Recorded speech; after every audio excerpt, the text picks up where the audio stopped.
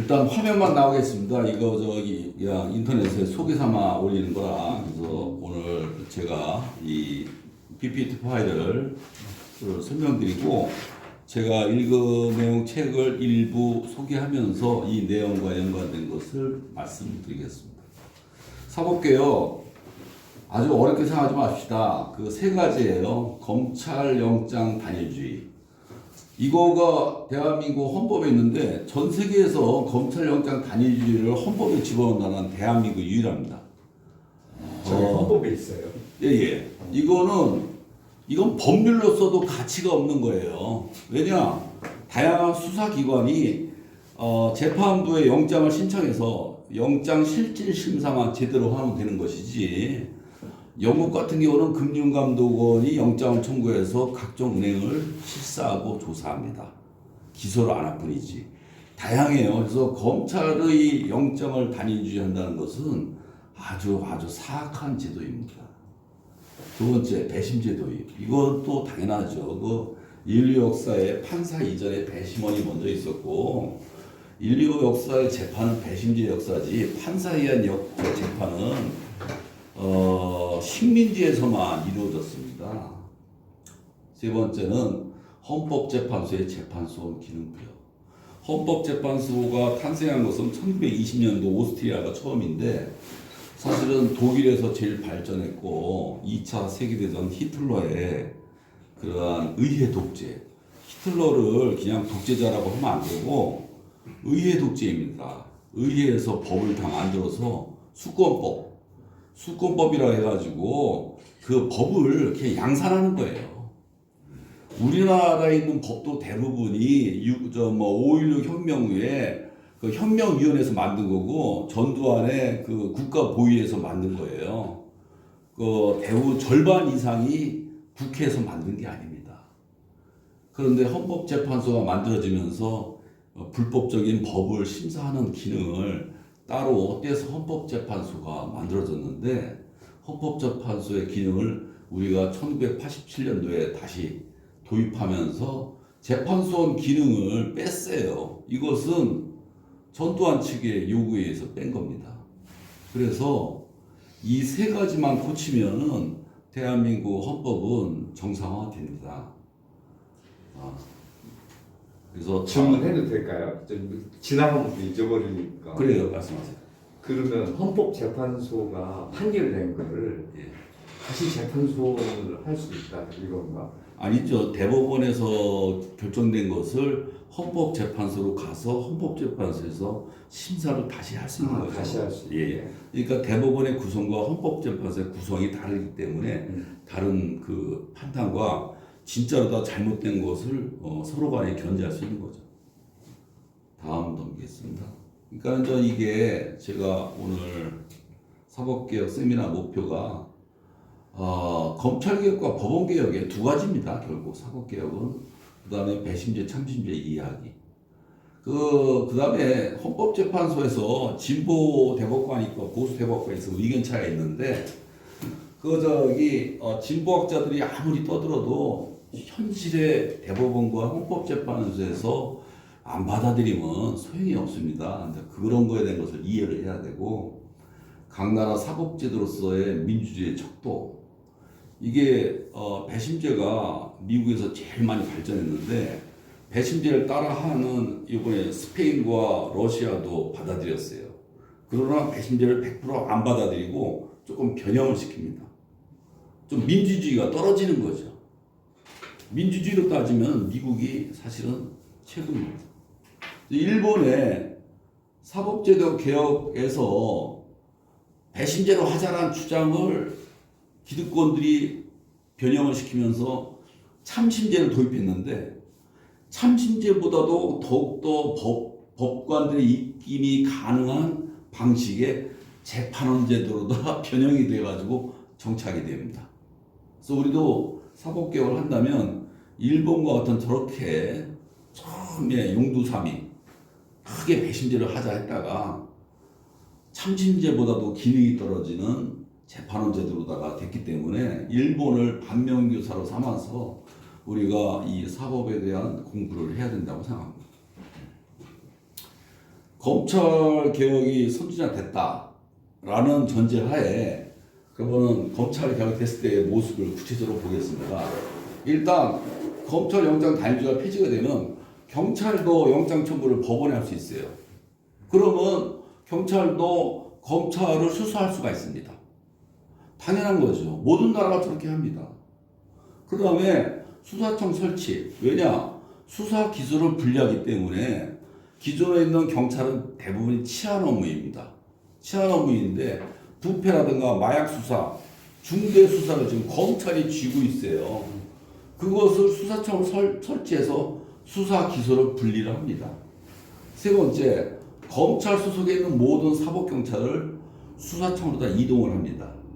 이제 4번, 5번, 6번째가 중요합니다. 이거는 단순한 건데 제게 세 개를 나눠놨는데 이러한 사건은 고소사건, 고발사건, 내사사건이에요. 형사사건은. 그런데 고소사건은 당사자가 고소하는 거고 고발사건은 제3자, 시민단체가 고발하는 겁니다. 내사사건은 제보에 의한 수사인데 대한민국은 3가지 처리를 분리를 해놨어. 다른 선진국은 이 모든 사건을 검찰이 불기소했을 경우에 재정 신청을 받아서 재판 법원으로 다 사건을 옮깁니다. 그러면은 검사는 이해 당사자이기 때문에 따로 공소유지를 변호사한테 맡깁니다. 이해가 되시죠? 근데 대한민국은 고소사건을 불기소 시 재정 신청해가지고 법원에 받아주는데 공소유지를 검사한테 맡겨요. 이게 첫째 꼼수고, 두 번째 고발사건은 고등검찰, 검사가 불기소했어. 지방검사가. 그 다음에 고등검찰로 항고하게 돼요. 그러면 고등검찰 올라가 봐야 검사 동일 철학해가지고 다 똑같은 놈들인데 그거 다시 불기소합니다. 그러면 대검찰청에 올라갑니다. 또 할 수 있어요. 항고. 대검찰청에서 불기소를 하면은 이것도 헌법재판소로 못 가져갑니다.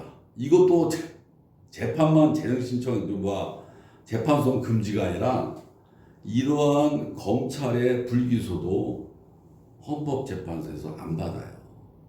그래서 끝납니다. 그 BBK 사건이 고발 사건이걸라요. 검찰로 올라가서 그냥 끝난 거예요. 선진국 같으면 이것이 불기소했다. 좋아. 법원으로 가. 공소유지 전담 변호사를 찾아서 붙여.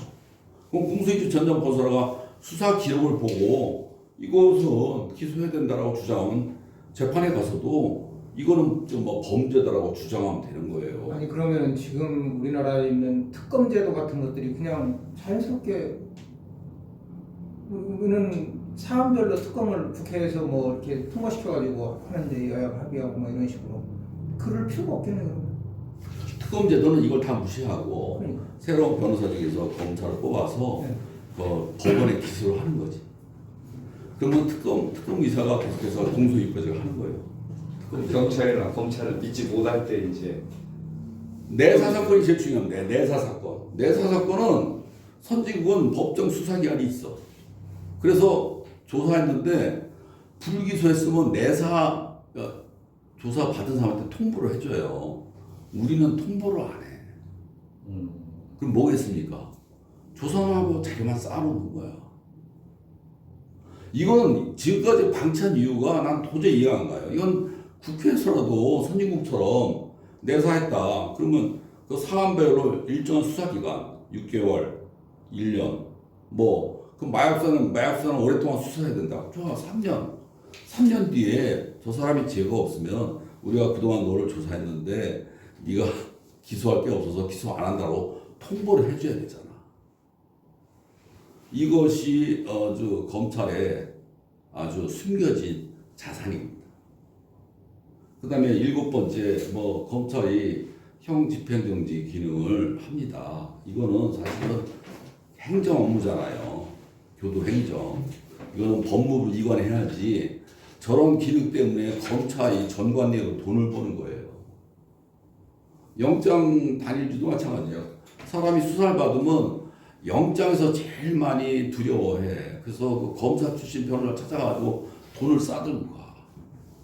저거부터 오죠. 그 다음에 플리 바게닝 제도라는 것을 우리 국민들이 너무 이해를 못하는데, 플리 바게닝은 단심제예요. 단심제. 뭐냐면 이게 지금 뭐 형량을 감수하고 그게 아니라 증거가 있거나 피의자가 자백을 했거나 그러면은 판사의 감독하에 단심으로 끝내서 항고를 안 하고 그 사건을 종결하는 겁니다.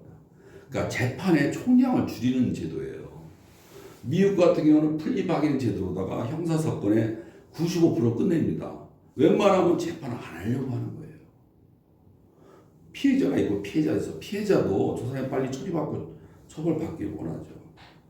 그러면은 법적인 형량이 있는 것보다 낮춰가지고 피의자한테 너 그거 자백했으니까 징역 10년인데 우리가 징역 7년에 해줄게. 그리고 피해자한테도 저 사람 계속 재판받으면서 혹시라도 잘못된 재판을 해서 빠져나갈 수 있으니까 재판 안 하고 플리바게닝 하겠다. 그래서 합의제 재판이에요. 저건 합의제. 플리바게닝을 다른 사람들이 오해하고 오해하는 논리로다가 검사들이 반대하고 있습니다. 검사들이 반대해요. 저 제도로. 저대로. 지네가 못 먹네. 저 하나만 6번에 예. 내사 사건에 내사 피의자에게 우리나라는 보고 안 하고 있다는 건가? 그렇죠. 지금? 예. 아. 이건 시급히 고쳐야 되고. 네. 그래 이제 무슨 영화 같은 데 보면 자료 같은 거 잔뜩 써놓고 이거 필요하면은 갖다가 언제든지 써놓을 수 있는 자료다 이렇게. 그렇죠. 그 죽이려고 일정 기간 지나면 당사자한테 통보를 해줘야죠. 아, 내가 이런 일을 조사를 받았구나. 그리고 고소를 안 한다. 그렇죠. 그 기소 안 한다. 이걸로 해서 다 해줘야 되는데. 기소하면 기소되는 거고. 안 할 수도 있고. 안 하면 통보해줘야죠. 왜 통보를 안 해? 그 통보 안 하면 그럼 내가 써먹는 거지. 일단 기업인들은 내가 무슨 내사 조사를 받았는지 모르고 있는 거야. 알고 있어야 되는 거야. 검찰 그런데 이제 이게 분명한데도 이제 유죄가 분명한데도 기소 안 하고 있다가 나중에 써먹을 수도 있다는. 그렇죠. 그러니까는 어떤 범죄에 따라서 일정 기간만 경찰은 수사 그 기간이 있습니다. 사안별로다. 그러면 다음 볼게요. 법원도 마찬가지예요. 법원이 이번에 저 민주당에서 대법원장 추천위원회를 입법도 한다고 합니다. 사실 재헌헌법 때도 대법원장, 대법관 추천위원회가 있었어요. 제2공화국도 제2공화국은 아주 선거제도가 있었고 이 법조인회는 제3공화국에도 법관 추천위원회 제도가 있었어요. 그것이 유신헌법 때 사라졌습니다. 그래서 지금도 없어요. 유신헌법 때 사라졌는데 자 그러면은 그 유신헌법 때 어떻게 했냐면 대법원장을 대통령이 지명해. 그것은 국회 동의를 얻어. 대법관은 대법원장이 지명하면 대통령이 인정해줘.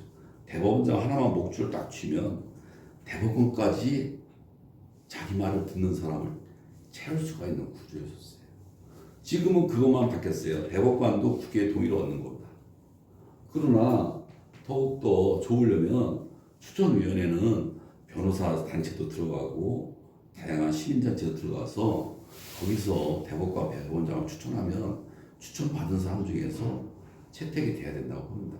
그것을 이번에 입법하려고 하는 건데 일반 사람은 뜬금없이 또 뭐 발목 잡히다 이렇게 얘기하고 있죠. 그 다음에 배심제는 2심제입니다. 2심제예요. 미국의 형사소송은 2심제인데 왜냐? 배심원이 유죄냐 무죄냐를 결정하고 유죄냐 무죄냐 결정이 되면은 2심에서는 법률심만 합니다. 2심에 법률이 맞았냐 안 맞았냐 적용이. 그 다음에 그 미국 같은 경우는 주마다 다른데 대부분 대법관이 있어요. 대법관은 선거로 뽑아요. 그래서 선거로 뽑힌 사람은 2심에서 법률심으로 대부분 사건이 끝나지만 그래도 분쟁 있는 사건을 끄집어서 심사할 수 있는 권한을 선거로 뽑힌 사람이 그거를 처리하는 겁니다. 많은 사건을 처리하지 않습니다. 미국의 연방대법원은 1년에 80에서 100건만 심사해요. 중요한 법률의 변경이 필요하다거나 법률을 위헌심사한다거나 그럴 경우에만 대법관이 움직이는 거예요. 그러니까는 주마다 대법원장이 있는데 거의 다 직선제로 뽑힌 사람들이에요. 그래서 실질적인 2심제입니다. 그 다음에 세 번째 법조 일원화는요. 미안합니다. 그러면 우리나라는 예. 형사소송이 지금 뭐 3심제라는 거예요. 그러니까 1심도 사실심이고 2심도 사실심이에요. 그러니까는 배심원이 하는 게 아니라 법관이 2심 재판관을 대부분 초짜 재판 법관을 배치하고 2심은 대부분 3명이 배치합니다. 그러나 이 3명이 배치하지만 실질적으로 한 사람이 하는 꼴이야. 왜냐? 경력 차이가 있어. 다른 나라에 재판관이 3명이 재판하지 않습니까? 동등한 경력의 사람을 배치해서 서로 치열하게 싸워. 대한민국 2심은 주심 대법관이 경력이 20년 차다. 부심은 10년 차. 옆에 있는 배석은 5년 차. 실질적으로 20년 된 판사한테 10년짜리가 대들지 못하는 거야. 자기 의견을 봅니다. 이거 배터리 부족하다는 거. 아, 뭐지? 그러면은 여기 좀 충전기 있어. 혹시 여기 배터리 있나? 이동식 배터리?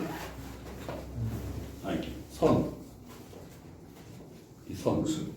C타입 선. 이게 잭이 이게 맞나? 이건 아이폰인데? 아, 아이폰만 안 돼. C타입. 저쪽에 가서 물어볼까? 예. 확실히 아이고, 내가 이런 걸 또. 삼성인가요? 삼성. 예, C타입이면 됩니다. 그러면 저 여기서 또.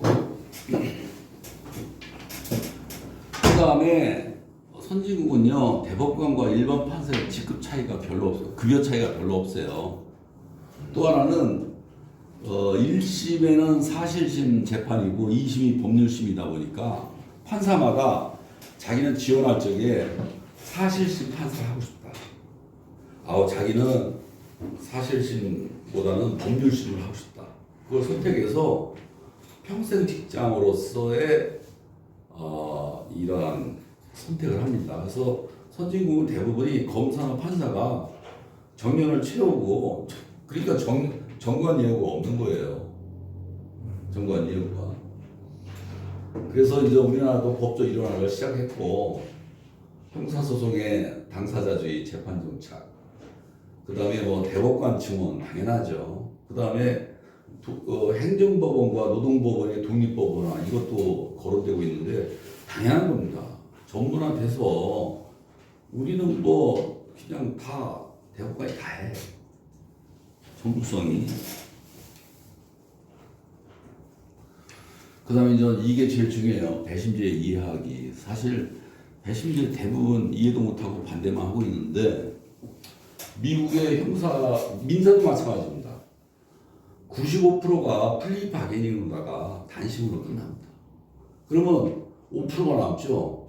5% 중에 2%는 피의자가 나는 배심제 안 하겠다. 법관에 의한 재판을 받겠다 선택할 수 있어요.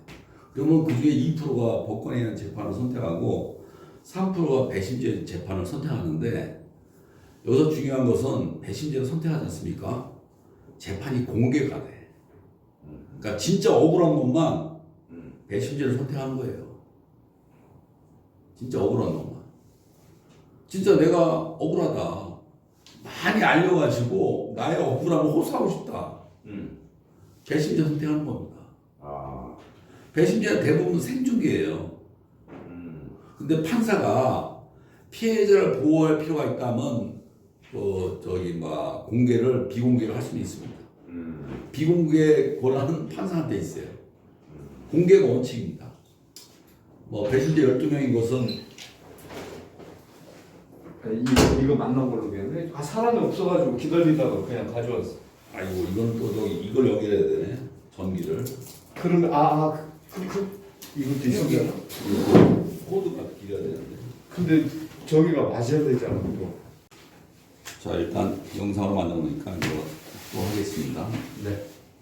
그 다음에 여기까지 이해했죠. 그 다음에 배심제 배심제에 진짜 중요한 얘기가 나왔습니다. 이 책을 또 소개할 건데 배심원의 무죄 판결 시 검찰 항소 금지예요. 그래서 1심에서 종결되고 이 경우에 뭐 아까 두 가지로 다 해서 하시는데 그 다음에 배심원 유죄 판결 시에는 재판관의 확신이 있으면 무죄 판결 가능. 이때는 검찰이 항소가 가능합니다. 이때는 여섯 번째가 중요해요. 여섯 번째가 배심원의 판결은 주리 눌리피케이션 법률 적용을 거부할 권한이 있어요. 그래서 내가 이 책에서 깜짝 놀랐는데 야 이런 게 있구나.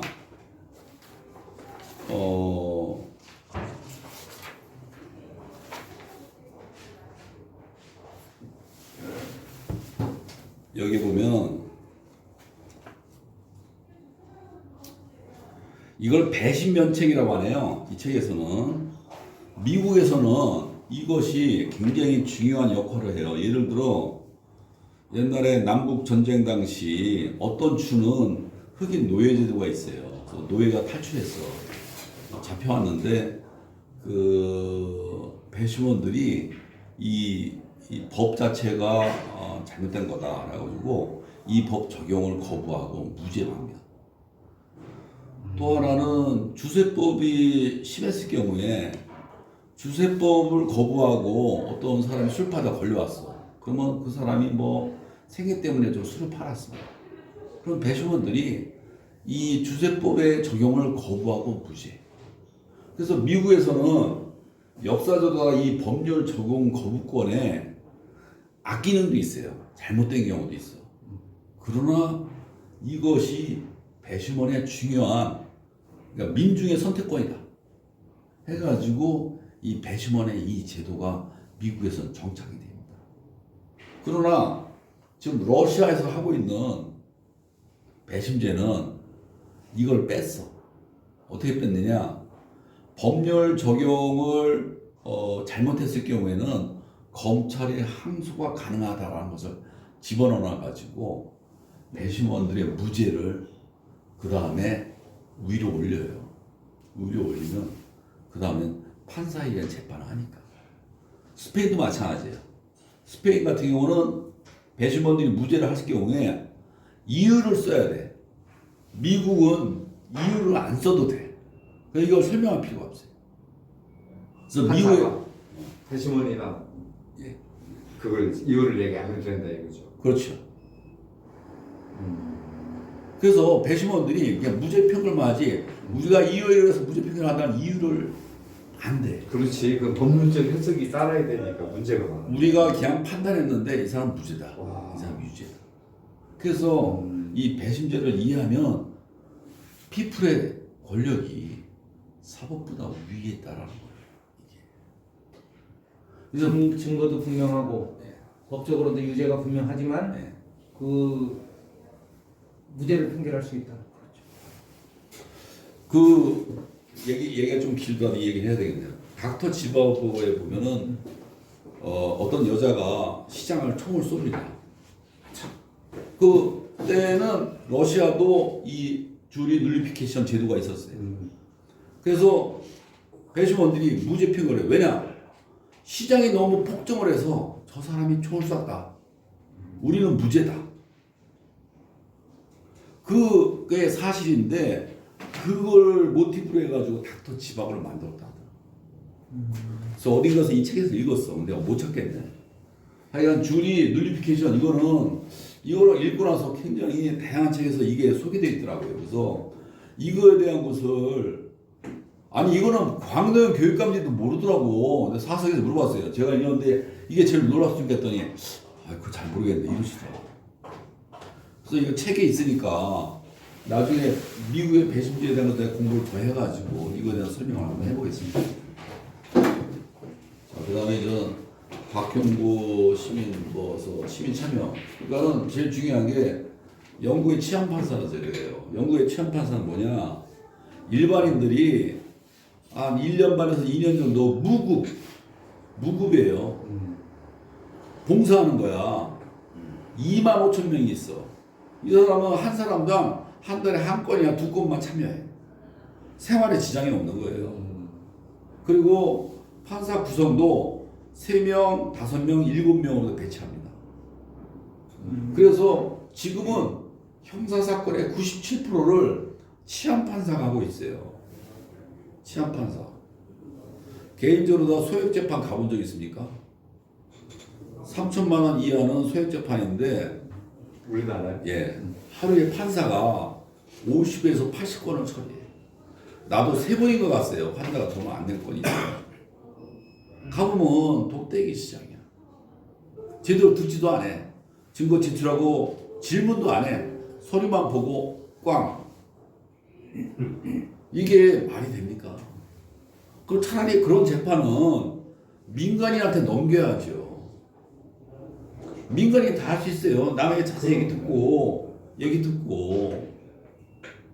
이런 제도를 1940년도 미군정에서 미군령으로다가 치안판사 제도를 도입해라라고 합니다. 대한민국 법률가 안 해. 그래서 자연스럽게 이렇게 소멸이 됐어요. 1946년도 정말 이 대한민국 법률가들의 이기심 처음부터 있었습니다. 그래가지고 이게 사실 실제 법심의 많은 부분은 특별한 고도한 훈련이 필요하지 않습니다. 그리고 상상해 보세요. 내가 앞으로 정치인이 되겠다, 사회봉사 되겠다. 그러면 재판관 지원하는 거야. 한 달에 한두 번 시간 내서 와서 재판에 참가하는 거예요. 그래서 자기가 재판을 훌륭하게 한 다음에 재판을 훌륭하게 하니까 항소율이 1%밖에 안 돼. 그래서 내가 이렇게 1년 반, 2년 동안 훌륭한 재판 경험도 있다. 자기 사회 경험으로서도 써도 되고. 실제로 그런 일을 통해서 훌륭한 사람이 많이 나올 수 있더라고요. 저거는 치안판사 제도는 도입해야 돼요. 그 다음에 참심제는 아까 설명드렸듯이 20년대 독일과 오스트리아에서, 왜냐하면 배심제가 그 당시에 너무 힘들었어. 돈이 많이 들어. 그리고 그 당시에는 프리리 박인행 제도가 정착이 안 돼서 너무 많은 재판을 하기 힘들다. 그러면 일반인들 중에서 재판관의 2배 수로다가 판사보다 임명해가지고 3분의 1 판결로다가 일반인들한테 권한을 주는 재판을 하자 해가지고, 참심제의 기본은 재판관이 1명이면 참심원이 2명이고 재판관이 2명이면 참심원이 4명입니다. 이렇게 해가지고 2배 수를 두어서 하는 그 재판을 시작합니다. 근데 이제 독일에서는 좀 변형이 돼요. 징역